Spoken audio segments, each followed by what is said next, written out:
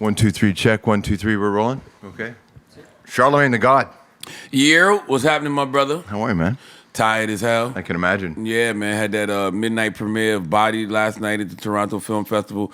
Midnight is way past my bedtime. You're a morning show. You do a lot of stuff, but morning shows can ruin your life, man. Yeah, I mean, they ruin your life, but they also improve your life tremendously. You know, it's just about disciplining yourself enough to take your ass to bed. That's all. Somebody said you can either lament the early morning wake up or you can celebrate the fact that you're done early too. Yeah, I mean, I actually lament it because I just like feeling like I'm on top of the world. Yeah. You know what I'm saying? Like when you wake up 4 o'clock in the morning, you feel like you're up before everybody. You know all the news before everybody. Like, and you're setting people's tone for the day. Right. When you step on that air. It's a far cry from perhaps where you thought you might be, like when you're 17, 18, 19 years old. Yeah, you know, I always knew I wanted to be something, though. Yeah. You know, like I always tell people, my father would always tell me, you're going to end up in jail, dead, or broke sitting under the tree if you don't change your lifestyle. So that scared the hell out of me. So I knew I wanted to do something. I just didn't know what it was until I found radio. So when I found radio at 18 as an intern, I just knew, like, oh, this is what I want to do. Why did he think that of you? Like, what was your lifestyle? Oh, I was running the streets, selling crack, you know, carrying guns with me, fighting. You got caught too, right? Oh, absolutely. Yeah. I was a failure at being a criminal. All right? I was a complete failure. Okay, if I had to grade myself, I'd give myself an F. But that's what most, you know, criminals end up getting is Fs. Like, who really has an A+ in the criminal game? And if they do, we've never heard of them. Yeah, never heard of them. You know what I'm saying? Yeah. To get an A+, that means you've never gotten caught ever. Okay, you know what I'm saying? You successfully at 40 years old had a lot of money to show for it, and you could pick or choose whether or not you still wanted to be involved in it. Most people don't have that luxury. Right. Most people end up in jail. Most people end up dead. Right. So therefore, we all get Fs as criminals. Right. And so at some point, at 18 years old, radio comes along. You find radio. You get this moment, and then you see a path. Yeah. I mean, no path is easy, but you know, relatively easy. It's funny because I met a medium. And I met a medium maybe like 10 years ago. And I remember him telling me, like, you're going to achieve a lot of your goals relatively easy. Just know when you get to where you need to be, you're here to deliver a message. So when I look back at it, like, the fact I've been fired 4 times from radio, you know, this will be my 19th year in radio. So I've been doing radio since 98. I started as an intern in 98. So I've been fired 4 times from 4 different radio stations. That may sound like a struggle, but when you look back, it was relatively easy. You know what I mean? Like you once you get to this point and you're like, oh, now I'm a nationally syndicated radio personality, New York Times bestselling author, great TV career. So it's like, yeah, that was relatively easy. Yeah, and getting fired is kind of par for the course. Oh, absolutely. My dude Dinosaur told me that if you get fired 3 times, then you're a star in radio. 25 years, 3 times I've been fired. So so I'll take that. Yeah, I've been fired 4. 4. So I think I'm doing pretty good out here. I think you are. Did you have an idea of what your voice was going to be? Because when you're on the streets and you're doing things, you so much of it is identity and presenting who you are. Mm-hmm. Radio is the same thing. Any kind of life is the same thing. Who's your voice? What is it? Did you struggle to find it? Well, when I was in the street, I was fronting. Yeah. You know, I was pretending to be something I'm not.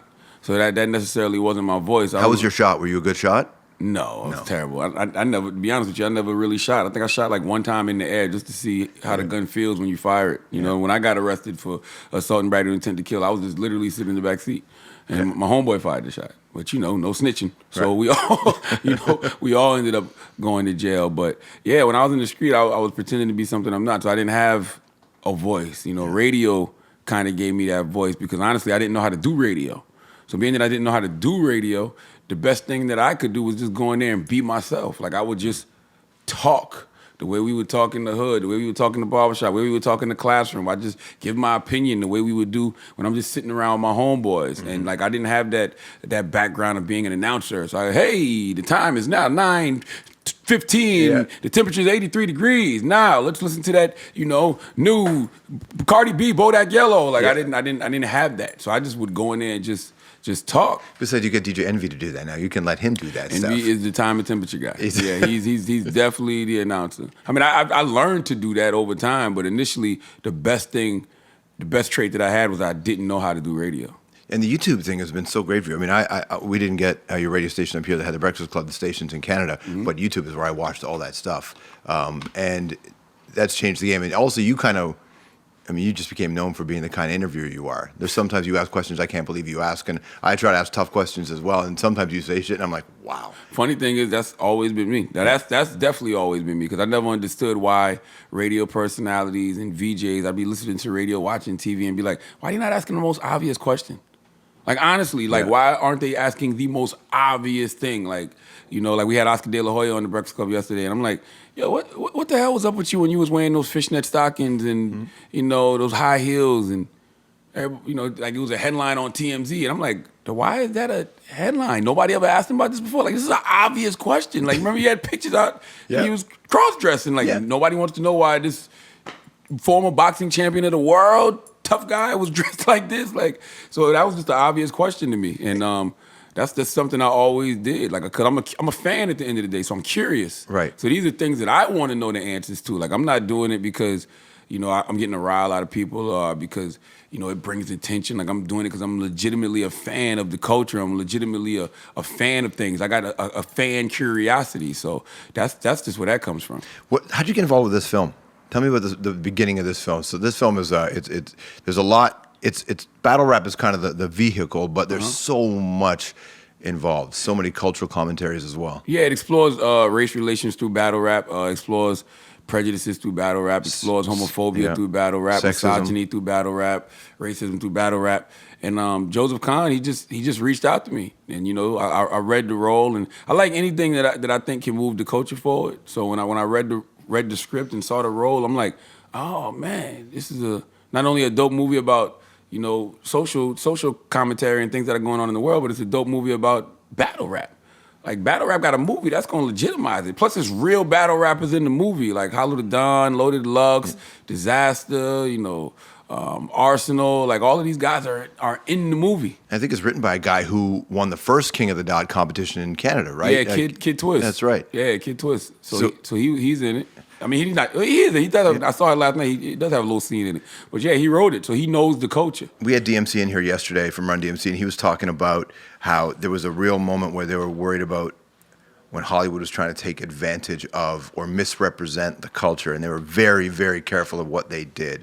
Hip hop is in a very different place now, obviously, than it was back then. But something like battle rap, which is so pure to so many people, were you conscientious about how it was going to be represented? Yeah, I mean, as I was watching the movie last night, I was thinking that I don't want to give the movie away, but I was just like, I hope that doesn't happen, and it didn't happen. Yeah, you know what I'm saying? Like, you know, how can I say it without giving the movie away? I don't want to. There's not a great white hope. Yeah. You know what I'm saying? It's not a white savior at the end of the day. I think it's a good reflection of where America is. And it's a good reflection of colonization, you know, and in the culture. So, I think people are gonna really enjoy it. Those battles, those conversations, sexism, misogyny, homophobia, transphobia, racism, it's so prevalent in culture today. People used to like to lay it on the doorstep of hip hop for a long time, but now you can see the president and follow it all the way down. Yeah. Like, it's everywhere. Yeah, it is, man. And it's weird because I also think we're in an era where everything gets misconstrued. I think we are sometimes too quick to put labels on people, like whole labels. Like, you might say one thing somebody doesn't agree with, and all of a sudden you're homophobic, you're transphobic, you're racist, you're sexist. I'm like, those are like extreme titles. I don't like to use those titles unless somebody has absolutely earned it over a period of time. You know what I mean? Like, I don't know if I think I might have just started calling Donald Trump racist. Like, just now. At this moment. I'm being honest with you. I think I might have just started calling him. What was the racist line at this moment? I just think it's just a plethora of things. You know what I mean? Like, after a while, you know, a lot of things you can chalk off to policy, but then after a while, you're just like, nah, this dude's just a bigot. Yeah. At the end of the day, and then, you know, he empowers other bigots. I think that was the biggest thing too, and you really saw, like, you know, what happened in Charlottesville. Like, these guys were straight up on some, you know, Jews will not replace us, blacks will not replace us, gays will not replace us. Like, when you see somebody giving off that kind of energy and it's empowering those kind of people, I'm like, all right, those people are a reflection of that guy. That's right. That's the guy that wouldn't disavow David Duke early enough. Absolutely. You got a responsibility as a broadcaster, a responsibility as somebody who's plugged into culture to kind of talk about that and be there? Absolutely. I mean, that's why, like I know a lot of shows have taken more of a political tone. Not saying that we're a political show at all, but we do got to talk about what's going on in the world, because what's going on in the world is affecting us as people. You know what I'm saying? Like, that is culture. Our culture is, the culture of mankind is being threatened at this point. So you have to speak on those kind of things. One of the interesting things, at least from my perspective, watching what's going on down there now, politically, culturally, is I spent a lot of time in most of the states, especially the South. As a fan of music, I spent a lot of time in the South. I'm from South Carolina. And I love Mississippi. I spent a lot of time, and I just sort of said, as a guy who's an immigrant kid in Canada, what I thought is, well, I guess a lot of white people are just seeing what African Americans and Latinos have gone through in America for a long time. This Charlottesville isn't new. No, not at all. Not at all for people. So it's kind of like now it's just making the headlines. Well, I'll be the first to say, like I don't think I've ever experienced overt racism. Meaning, like, I've never had somebody call me the N-word or somebody tell me that I couldn't be here because I'm black. I'm sure I've experienced it covertly. Yeah. But I think what a lot of people are experiencing now is just straight up overt racism. I think a lot of us, some of us have experienced it overtly, some of us have experienced it more so covertly, but I think right now people are just being overt with it. They're like, F it. You can't be here. We don't want you here. You blacks will not replace us. You Jews will not replace us. You gays will not replace us. And everybody's kind of like taken aback because it's like the curtain has been pulled back on America. Like, everything that people have been telling you has been going on for so long, whether it's women talking about sexism, black people talking about racism, gay people talking about homophobia. Now you're just blatantly seeing it, but you're seeing it in the highest positions in the land, which is even more scary. And crazy that it's happening in this year. Yeah, I mean, it definitely is. I think it's all written in a way, though. I think that it's all written in a way. I think I always said something was going to have to bring certain people together. I always said it'd probably be a UFO. Like, it'd be a freaking extraterrestrial that comes down from the sky and makes everybody be like, let's all unite now. You know what I mean? Like, because there's something out here bigger than us.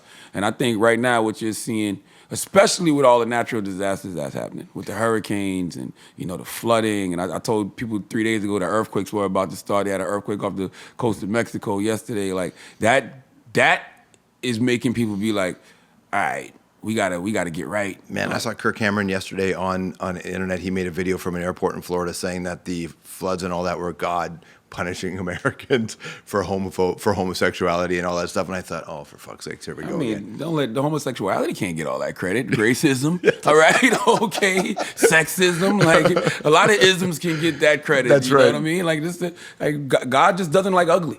Let's keep it 100. God just doesn't like ugly. Like, you just can't be ugly towards people. You know what I'm saying? You can't. The frequency that the earth is vibrating on right now, like, especially America, like, you just can't continue at that low frequency. Like, something bad is gonna happen. Like, when the energy level isn't up, when the energy level isn't high, something bad is gonna happen. And I mean, that's what we're seeing right now. It's happening. Let's play a song. What do you want to request? You mentioned Bodak Yellow. Yeah, let's start with Cardi B. Salute to Cardi B. I got mad love for Cardi B, man. I've been watching Cardi B for like 4 years, and I used to be telling everybody Cardi B's a star, and everybody be like, what the hell are you talking about? That ratchet-ass girl from Instagram. I'm like, yo, I don't know what it is, but she's a star. She got something. I didn't know what she was going to be a star at, but looks like music is it for now. And this song's got that Kodak Black feel. This is no flocking, right? She's kind of the same sort of rhythm. Absolutely. As that one. I love to play Cardi B. That's why she called it. But the funny thing about that song, she called it Bodak Yellow because she's a blood. She must think Kodak starts with a C. Because, bloods replace all C's with B's. That's Kodak actually starts with a K. But who cares? It sounds good. That's right. Bodak Yellow. And she figured her own way into it. Absolutely. That conversation's still happening. All right. How about Drake? You want to request Drake, right? Yeah. It's a couple records from OVO. I mean, I guess we're in Toronto, so that would only make sense, right? Yeah. Drake back-to-back, of course, because, I've been getting free alcohol ever since that record came out, when he said send bottles to Charlamagne. Yeah. Sent me 2 bottles in the club last night, by the way. Nice. I was in, what was the name of that spot? Wilford, that's it? Yeah. So he sent you bottles in the club there? Was he there? No, not him, but just people. They said people, just random people. That's like, funny. even the club might send it, you know what I mean? That's amazing. And let me see, what else? I like that Baca. Live up to my name. Yeah, he's part of that family. That's a tough tune. He's on OVO, right? Yeah, that's right. Yeah, that's a tough tune. I like that line where he said, I went to jail when Men in Black permit. When I came out, Justin Timberlake was bringing sexy back. Like, that's just a dope way to say you spent 13 years in jail. 13 years in jail. You know? And also with Jay-Z. What was the new Jay-Z record? Oh, I love 444. The thing about 444 is like you almost got to listen to it in its entirety. Like whenever you hear like records individually from that album, it almost doesn't sound right because I'm so listening. Because the album's short, so I'm so used to just listening to it over and over. But if I had to request something off that, it'd be Family Feud, the record with Beyonce. Yeah. That's a tough tune. Man, this guy just laid it all out. That's the first time I've heard Jay-Z in his career, just like Dre did in the last Compton record, talking to his diary. Mm-hmm. It's the first time I've heard Jay-Z open up like this. Well, I mean, Jay-Z's always been kind of open in his music. We just we never knew what he was being open about. Like you can go back to a song like "You Must Love Me." You know, he's talking about his mom and shooting his brother. Like that was his second album. We didn't know him at the time. Mm-hmm. You know what I mean? Like we know Beyonce. We know his daughter Blue. We know he's having twins. Like so, it's just we're involved with the people that he's being opening about. So it means more to the people. Where's Jay-Z at in his career now? What does he mean? Cultural icon. Yeah. You know, he said it years ago, but it's true really now. A walking memorial, a statue. Like he's almost reached a status you don't get to until you die. You know what I mean? Yeah. Like I think people really appreciate him. They really appreciate everything he's done for the culture. Like I'm sitting here in a Rock Nation hat right now. Yeah. Like this is, you know what I mean? Like this is and I just like it because of the logo. Salute to my man Emery Vegas Jones. Like I just like the paper plane logo. It's a dope ass logo. Like it means imagination. Mm-hmm. So you know, for me, I like to throw things on that mean something. So yeah, like just everything they stand for means something to me. The record's got a nice little mention to Kanye. I think Kanye had a bit of it. He was, I think, misunderstood it. Kanye is on the what record is that? Kill Jay-Z. You know, he says they gave Kanye 20 mil without thinking, and then he gave them a 20-minute rant on stage. What the hell was he thinking? Like, I mean, that's the thing about, if you listen to any Jay album, you know exactly what he was going through in that moment in time. Like, every album of his is like a time capsule of where he's at in his life at that moment. I think that's the sign of a great artist, period, regardless of what the genre is, because you know that they're not doing it for money. They're not doing it for commercial gain. Like they're doing it because it's really like therapy. You know, if you listen to 404, you could tell he actually sat down with a real therapist. Mm-hmm. You know, he did the work. He did the work, but you know, a lot of rappers do self-therapy. You know, just by going in there and talking about the things that they've experienced in the world. Kendrick. Oh man, I love Kendrick. You know, it's so funny, man. I'm always slow to the projects. Well, it's three of them, but I'm always slow to the projects that everybody gravitates towards from Kendrick. Like, of course, Good Kid, Mad City, everybody loved that immediately. Yeah. Like, everybody. That was an instant classic, out the gate. People rocked with that album. You just know everybody. You ask majority of people what's their favorite Kendrick album, they'll probably say that album. To Pimp a Butterfly. I loved that album when it first came out. A lot of people didn't like it. They was like, I don't know. I don't like the sonics of it, yada, yada, yada. I thoroughly enjoyed it. I didn't stick with it. You know, I listened to it a lot, but I didn't stick with it. Stick to certain songs, but not to the whole project. And then Damn came out, and I was a little slow to Damn. Not that I thought Damn was whack. I just didn't think Damn was on the level of the Pimp a Butterfly, because the Pimp a Butterfly stood for so much. Like, All Right coming out at the right time. Yes, oh my God. Ferguson was happening like it was popping. President talking about it. It was actually early. Yeah. I think about it now, it seems like the Pimp a Butterfly should have came out now. Like I said something the other day on Twitter, I said, the Pimp a Butterfly, I said, one day we're gonna all look back and realize that this album reignited black consciousness in mainstream hip hop. I agree with Keyword mainstream, keyword reignited. Cause I mean, like, All Right, you know, Black of the Berry, you know, it's just real black records on there. Like, you know, Jay-Z's to me is a black conscious album. Salon, Seat at the Table is a black conscious album. You know, J. Cole has put out black conscious projects, but I just feel like Kendrick, Vic Mensa with the autobiography of Vic Mensa, the Chance, those are all black conscious projects, but I feel like the Pimp a Butterfly just kind of like sparked that. Yeah. And then when I said that, somebody was like, yo, you can't front on Watch the Throne. And I was like, Watch the Throne? And he was like, yeah, like songs like Murder to Excellence and Made It in America. And I'm like, you know what? You're right. So I don't know if Kendrick was inspired by those two records off Watch the Throne, but I know as a complete project, the Pimp a Butterfly reignited black consciousness in music. You talk about mainstream music. Mainstream because it's been happening everywhere else, yes. right? Yeah, of it course. just doesn't break through the same way. Yeah, you got guys like Killer Mike, you know what I mean? I mean, Killer Mike, he's having super success with Run the Jewels now, but Killer Mike has always been black and conscious. Guys like David Banner have always been black and conscious, but I just feel like mainstream hip-hop, the Pimp a Butterfly, reignited black consciousness in mainstream hip-hop. Where'd you come up with the phrase? I almost threw up laughing so hard. I was watching you one day, and you're talking about a girl getting pregnant. You said, "Shot up the club." Shoot the club up. Shoot the club up. Where'd that come from? I mean, it's just like when you on radio and, you know, you trying to find creative ways to say things like bust off in a girl, you know what I mean? Like, it's just, she shot the club up, you know? And if you get her pregnant, then you put a body in the box. You know, you caught a body. Like, so it's just a funny phrase. Like, you shot the club up. That made me laugh so much when I first. Has anybody come down on you for stuff like that? Nah, I don't really get in trouble for. Listen, I've seen some of the you savage some people online. It's pretty hilarious, right? Yeah. But I noticed a couple of times I saw some guy on YouTube made a compilation of you and savage moments. Yeah, and girls, you and women on there. Have you ever given shit for that? Yeah, because people are like, oh, you're so misogynistic. But if you watch it, it's really just I'm not downing the women. You know what I mean? Like, I'm not telling the women they're not equal to me as a man. Now, if you want to say I was a pervert, you know what I mean? Yeah, say that. Don't say I'm misogynistic. Like, if I tell a girl I want to suck a fart out her butt, I don't think that's misogynistic. You know what I'm saying? That's just me being a perv. You know, which I don't even do anymore. Which has sometimes been a tool of a misogynist, and I think that's why people feel that way. Okay, I can understand that. Some people might feel that way. But, I mean, your network has ever come down on you, that stuff? Nah, I mean, because I don't even do that no more. Like that compilation is over a span of 7 years. Like, I've grown and evolved since then. Like, it's just certain things I won't do and say out of respect for my wife. You know what I mean? Like, I got daughters now. Like, my daughter's 9, my other daughter's 2. Like, I just don't really talk like that no more. If you pay attention to any interview I've done over like the past year or two, I don't really do that. No, anymore. It's changed for sure. Yeah. What I've been really fascinated is watching how your show has become this. It is the place where the narrative continues. Mm-hmm. The Game, Beanie Siegel stuff. Like, the narrative continues on your show. It starts. Yeah. Everything is. If I need to know what's going on, I go to Breakfast Club, and I can. But you never drop the story. Like, it continues to grow. Is that an important part of the show?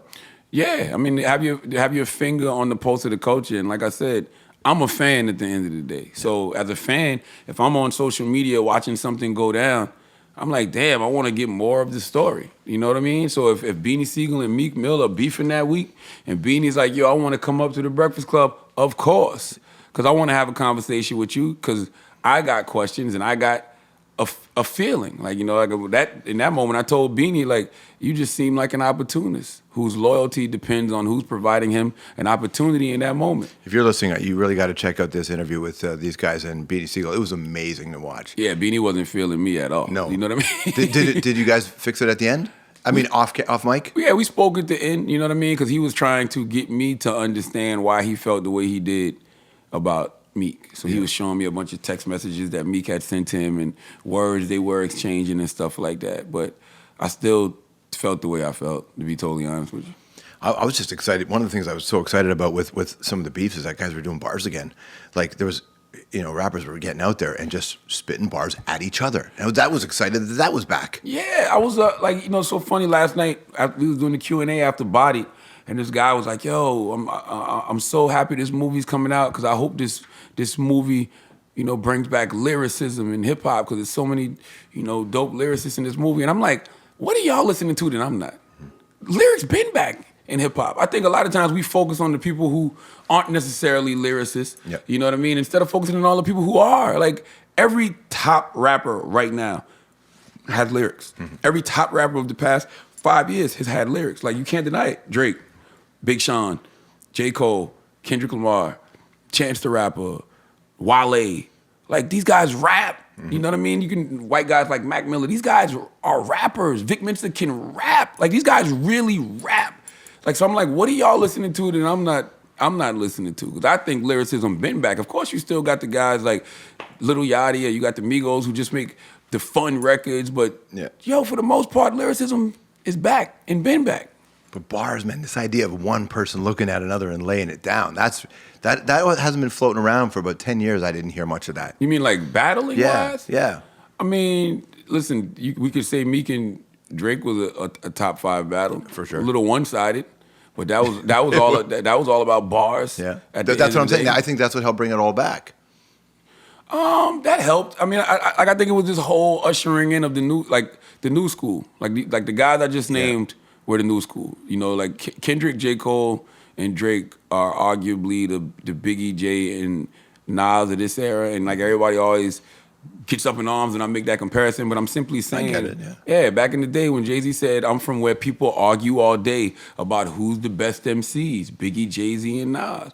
You talk to a lot of these kids now, that's who they arguing about. Who's the best of this era? Is it Drake? Is it J. Cole? Is it Kendrick? Like who's the best of the era for you? I think you gotta give it to Kendrick. Yeah. You know? I mean, you just got to give it to Kendrick as far as being the best of this era. Now, I'll tell you, one of my favorite rapper of the moment, you know, was Big Sean. You know, Big Sean, his album that came out earlier this year, you know, that was a really dope album to me. Like, really dope. I think Sean can rap. Like, I think Sean is, like, super underrated as a lyricist. I think his flow, I think his delivery is so precise, but for whatever reason, we don't take him as serious as we take the J. Cole's and the Kendrick Lamars of the world. But I just think you got to give it to Kendrick, man. I mean, he's been the most consistent. Mm-hmm. You know, all his albums are up for debate as being like classics, new age classics at this point. I agree. His music just means so much. Like, he's just one of those guys that doesn't waste a bar. He doesn't waste a feature. That's like Eminem's involved in this movie as well, right? Yeah. Absolutely. I always respected Eminem's talent. I always respected his craft. But I just feel like he's underrated because he is white. There's really no white privilege in hip hop. You know what I mean? I mean, it might be white privilege commercially. Yeah. You know what I mean? Like, you got a larger fan base of people that can relate to you and go out and gravitate to your music and buy it. But just as far as like, you know, like getting those props as a great MC, it's no privilege in hip hop. You got to earn that. And I think he's definitely earned it as a lyricist. But I think a lot of times people overlook him because he is white. Dre said that when he was getting ready to sign Eminem in the Defiant Ones, he didn't realize how many racists were around him. That's what he said. Everybody said, you can't sign this blue-eyed kid. I'm still like that with white rappers. I'm suspect of white rappers the way police officers are suspect of black people.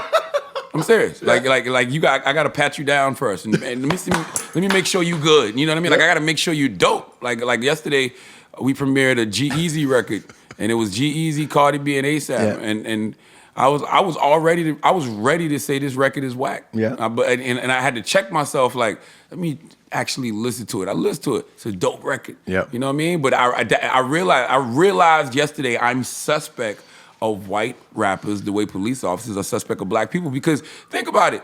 A lot of these white guys, I remember when Macklemore and Iggy was popping, and J. Cole did that whole song called Firing Squad. And he got everybody up in arms. Yeah. Oh, white people are taking over the rap game. They're taking over the culture. And I'm like, bro, slow down. I'm like, yo, that's like Ebola in America. Yeah. It's like one person got it.